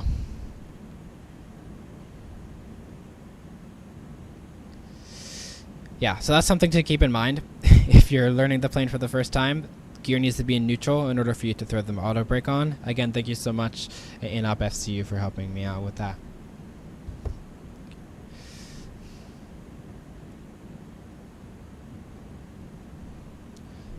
Man, excited for this. Can't wait to stream, and was getting to learn the Concorde. It's so much fun. And you learn it really easily. It's really not that bad, honestly.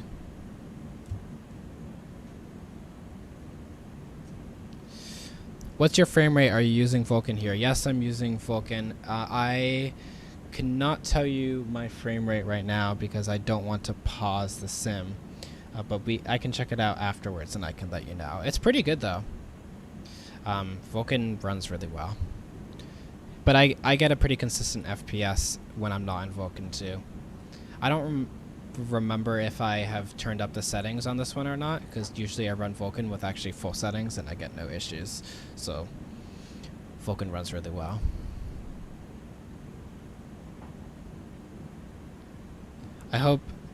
I also hope that people stop with, if it ain't free, then I ain't getting it. Developers need to feed themselves as well. Yes, I agree with that. Control-Shift-F. Okay. Control Shift F. It looks like I'm getting about, well, right now I just got a spike, which is nice, but I was getting about 30 FPS. There we go. Now we're getting back there. So not too terrible, but I'm also streaming right now as well, so it'll probably be better when I'm not streaming. The 747 Classics and L1011 should be more fun as well. I don't know what the L1011 is, but yeah, we've been kind of getting a wave of like older airplanes. It's been nice. All right, I'm going to unfortunately chill out on my chat responding for a little bit so that I can try to butter this plane for you guys. Hopefully my mods will be in there to answer any additional questions that you guys have, and then I'll check in on the chat once we land and we're looking at replays and all that jazz. So San Francisco is right there, and we can see it on the map.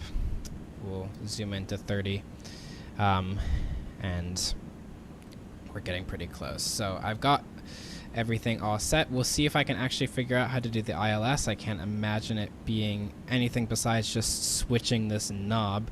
So once we get past Eddie, I'll probably throw that in and see if we can get it to work out. But yeah, we'll see how this landing goes. Hopefully I can get a butter for you guys and continue on with the butter trends today.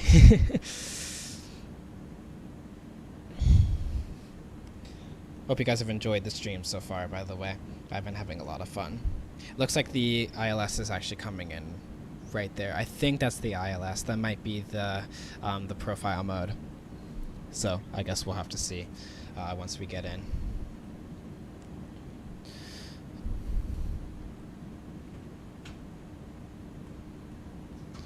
Okay. Right on. Right now I'm just trying to find if the speeds are displayed for this flaps so that I don't overspeed them. Kind of want to do this landing professionally since I haven't really done it professionally in the past. Any other landing that I've done for Threshold has just been very, very terrible, and rather not continue that trend. Let's see.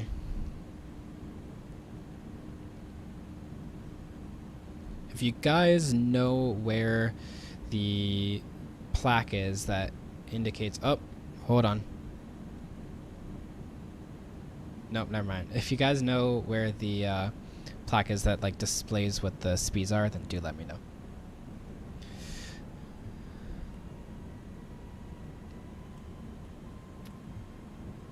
Otherwise, I'm gonna do a quick Google of it and see.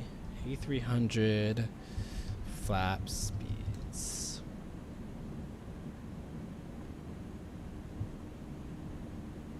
Airbus A300 specifications. Nice. Nice. Not helpful though.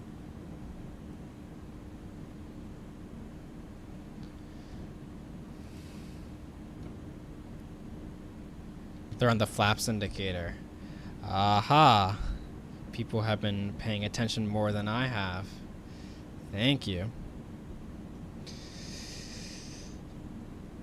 Okay.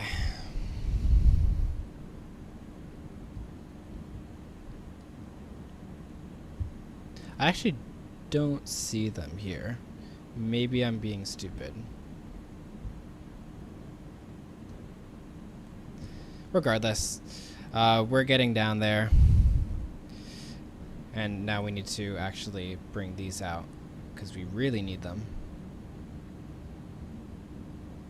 to bring us down. Now that we're past Eddie, I'm going to throw this to 15 and then switch to ILS and wait until everything comes in.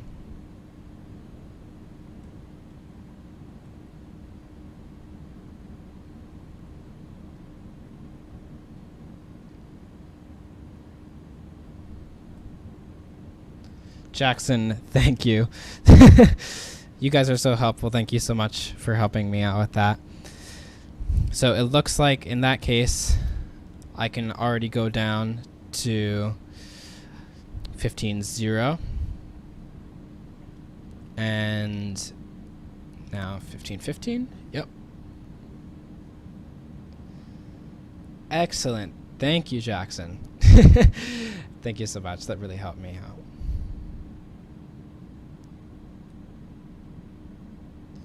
And then I'm going to also go into 15.20.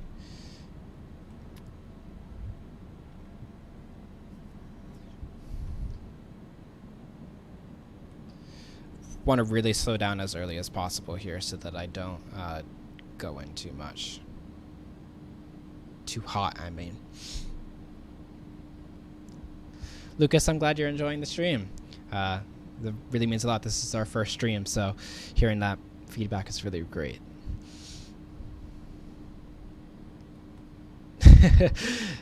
Thank you. If you want to continue hearing my voice, we have plenty of threshold videos for that. All right.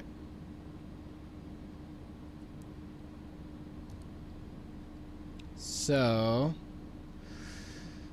now we can almost go down.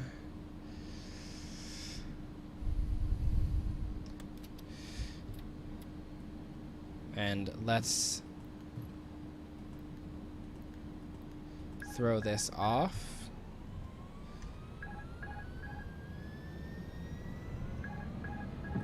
Hold on. Okay, there we go. Got control of the airplane that time. And then I think we have to tap that. Or this. There we go. Alright. So let's recover this. We're landing on 2.8 right.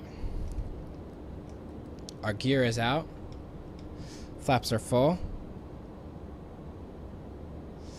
And we're about to be on profile.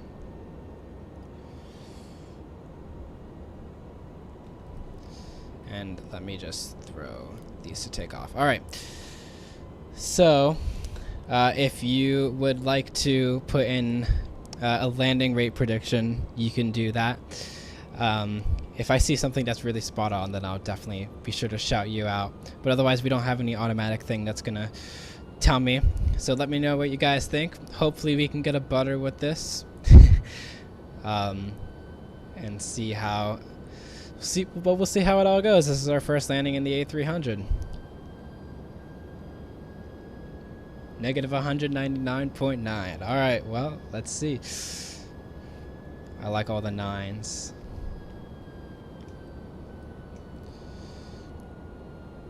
One thing I'm going to tell you right now as I continue to go through this landing and be very high is that the plane really wants to go up. That's really interesting. So whenever I throw in a little bit of throttle, the plane just wants to fly up. I have a lot of down trim on right now. And the plane is still kind of pushing me up a little bit.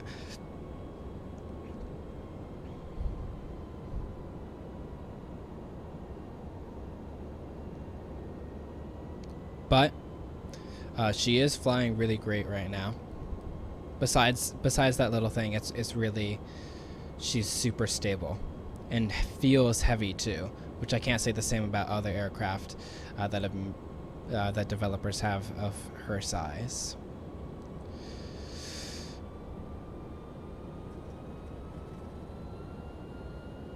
So 1,000.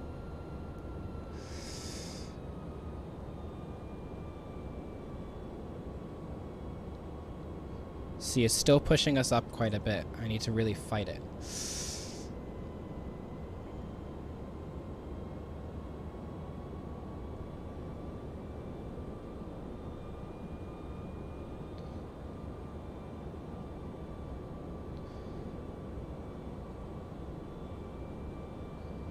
$500.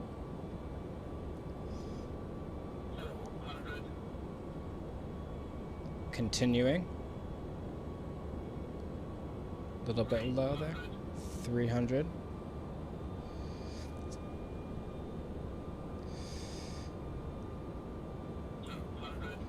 200. Still a little bit too low there. That's okay. Fixed. 100.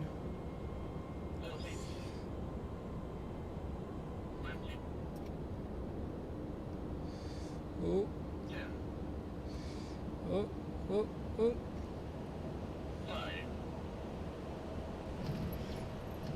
Ooh. Whoever said 199.9 got it. Pretty close.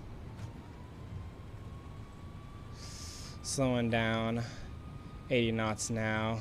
Reversers in. And manual braking. Hey, we got a great landing. No butter, but still a great landing. Awesome stuff. All right. I think I might have exited in the wrong direction. I think the cargo area is over there. We'll just check it in a second. But everybody, welcome to San Francisco. Yeah, we made it to San Francisco. Throw off the landing lights. Throw off the strobe. Throw that into taxi. And everything else is set, and I'm going to quickly look at the map and make sure I know where the cargo area is. So we'll just hold short right here while I get my bearings for that. Let's see. Okay, so it looks like the cargo ramp is... Ooh, where is it? Airport info. Okay, it looks like the cargo ramp is around right here. Yeah, FedEx is right here. Okay, so we're gonna taxi on to 28 left here, and then we're going to Kilo, then Zulu, and then we'll go all around right here. All right, awesome stuff. So now we can just keep on going, and we'll cross the runway, and then I'm going to go back up to chat, and I'm going to look to see if I missed anything and answer any of your questions. Okay. So last time I read chat was at Jackson Banks. NFFC, flaps indicator is the gauge next to the auto brake. Next to the auto brake. Oh, okay. I see it now. I see it. Thank you. That helps a lot. Is this X-Plane from Max? Yes, this is X-Plane. I'm enjoying so much this live stream. I covered that one, but thank you again, Lucas. I really appreciate you for saying that, and thank you for the comment. I'm glad you're enjoying the stream. I haven't heard of iniSimulations. Must be new. Yes, they are new. We were actually just talking about that. They kind of came out of nowhere, but they've been doing such a great job for the community so far. Let me clean up the aircraft while I continue talking. They're doing such a great job for the community so far, and they're a really great group. You should. They're definitely worth your time, and I would definitely consider taking a peek at this aircraft and considering it to add it to your hangar. It's a really great one. We've had a lot of fun with it today. Okay. How does it fly, Threshold? Is it the same as IXEG? I think that they're pretty on par with each other. IXEG definitely is a little bit more behind, but they are working on that. You can listen to our podcast episode about that, actually, where Tom talks about why they slowed development for so long. But she flies really well. She definitely feels a lot more stable. Sometimes the IXEG feels like it's like floating around, and I definitely didn't feel that with this plane. But I did talk about how when I was landing, the plane always really wants to go up.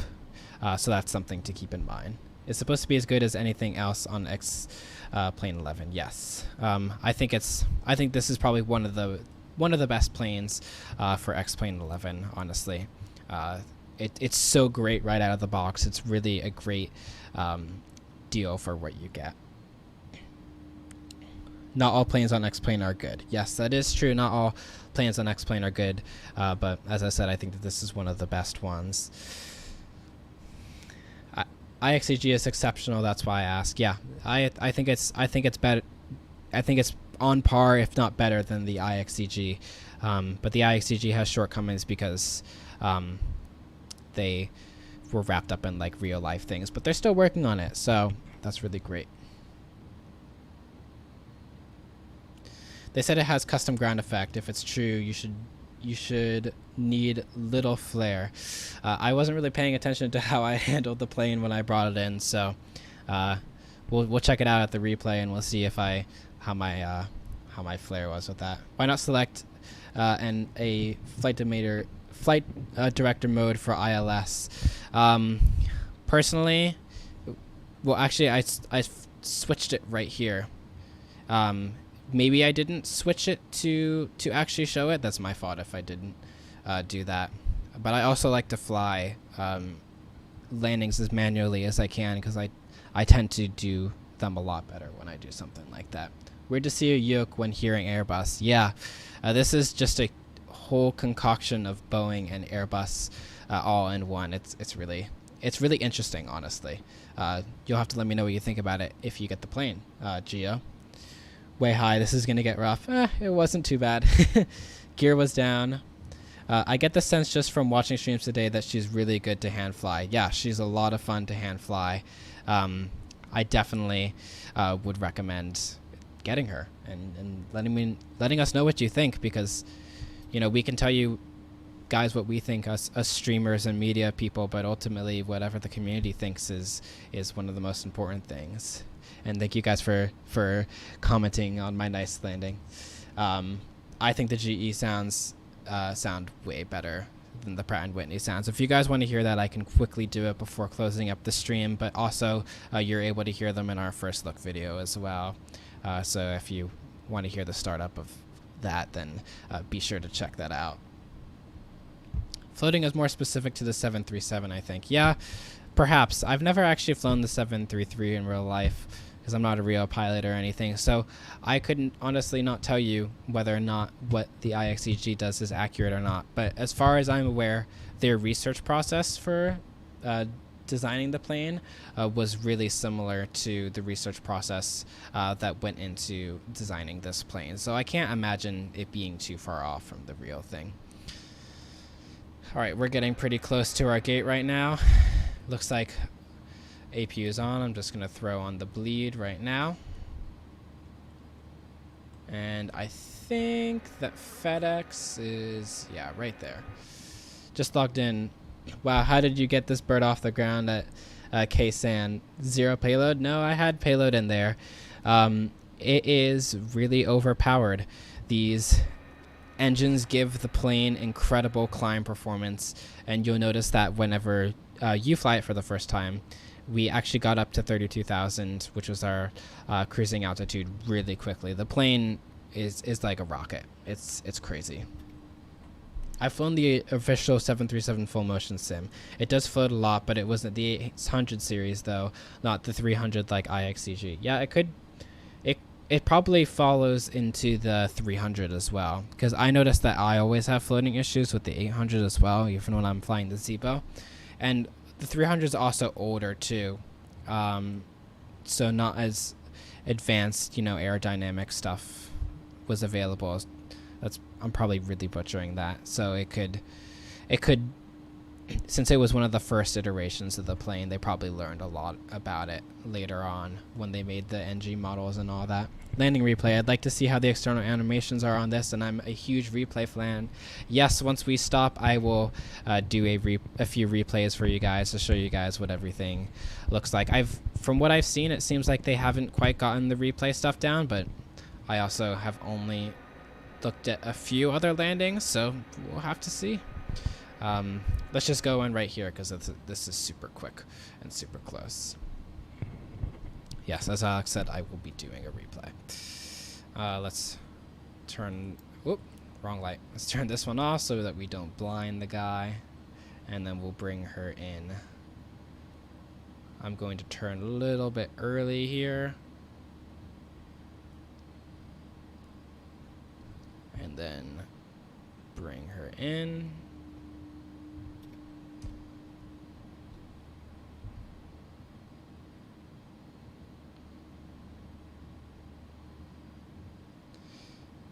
And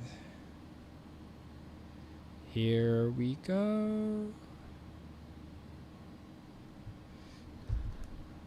All stopped. All right, all stopped. APU is available and on. APU bleed is on. Now, I'll be quiet so that you guys can hear the engine spool down. And ladies and gentlemen, welcome to San Francisco.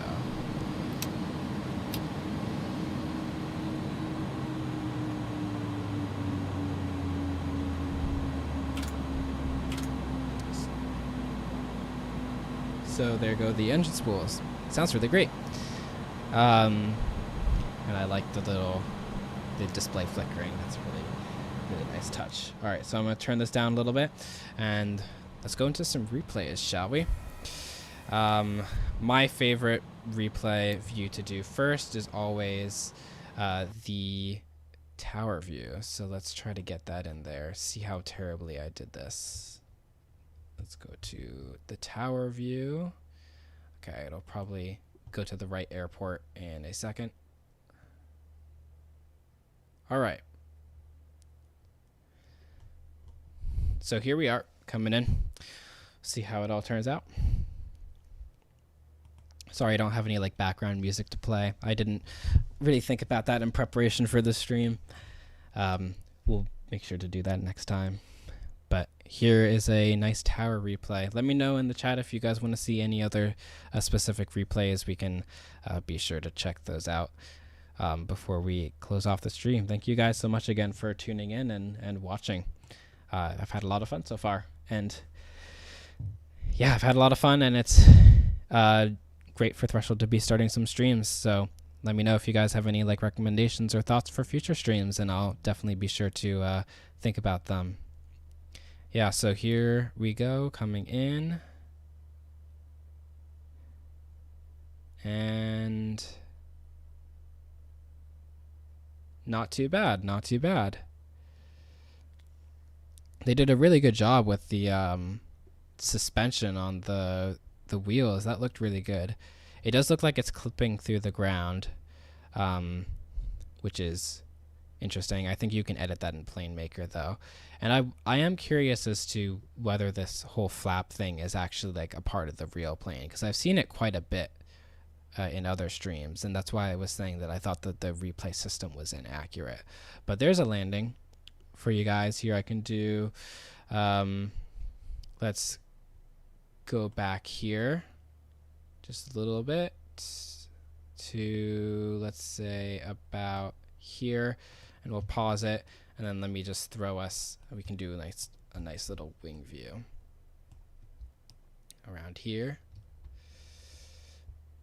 Very good for first shot. Looks like some ground buffeting. Yeah, I'm happy with this for my first landing in the plane. I was kind of nervous about it, if I'll be honest. I didn't really know how I would do, but it didn't seem to turn out too bad. It lands really well. It's not like too obnoxious in ground effect. I don't know if that's like a quality of the real plane, or other planes are just like really are not modeled well in ground effect in X-plane. I don't know.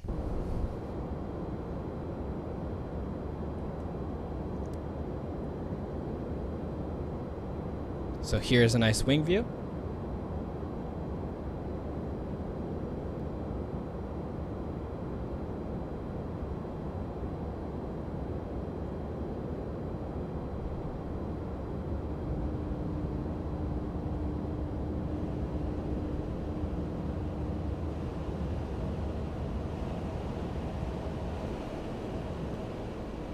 Not too bad.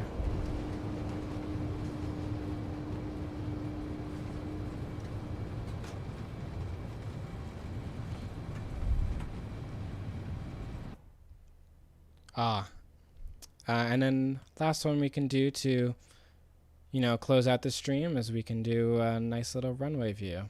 So let me pop her back there and move this over to the runway over here. We'll do a nice little runway view unless you guys have any other requests.